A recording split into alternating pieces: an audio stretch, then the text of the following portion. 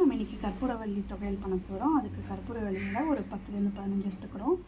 உளுத்தம்பருப்பு, கடலைப்பருப்பு, மிளகு, சீரகம், காஞ்ச மிளகா, பச்சை மிளகா, இஞ்சி துண்டு, புளி சின்ன சைஸ் அளவுக்கு எடுத்துருக்கோம், சின்ன வெங்காயம், பூண்டு, தேவையான அளவு கொத்தமல்லி.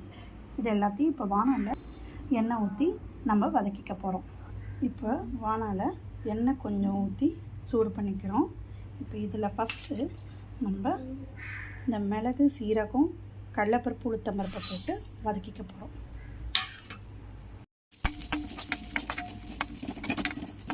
இப்போ இந்த அளவு ரோஸ்டான டைமு நம்ம காஞ்ச மிளகாவையும் பச்சை மிளகாவையும் ஆட் பண்ணிக்கிறோம்.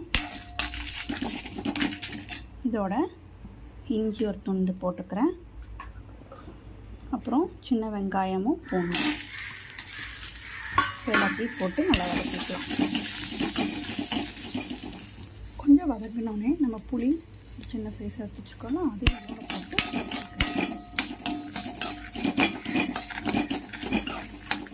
நம்ம அடுப்பை வந்து சிம்மில் வச்சே தான் வதக்குறோம்.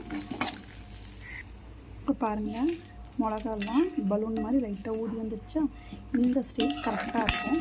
இப்போ நம்ம கற்பூரவள்ளி இலைங்களை இதில் போட்டுக்க போகிறோம். கற்பூரவள்ளி இலைலாம் குட்டிக்கிட்டே நறுக்கி போட்டுக்கலாம். இது போட்டோன்னே ரொம்ப நேரம் வேஸ்ட் பண்ணக்கூடாது, லைட்டாக வதக்கினா போதும். அப்போ தான் அதோட அரோமாவும் இருக்கும், அதோட ஹெல்த் பெனிஃபிட்டு நமக்கு நல்லபடியாக கிடைக்கும். இதோடையும் கொத்தமல்லியும் ஆட் பண்ணிக்கிறேன். இந்த ஸ்டேஜ்லேயே தேவையான அளவு உப்பு போட்டுக்கிறேன். நான் கல்லுப்பு தான் யூஸ் பண்ணுறேன். நீங்கள் சால்ட் வேணும்னா சால்ட் போட்டுக்கலாம்.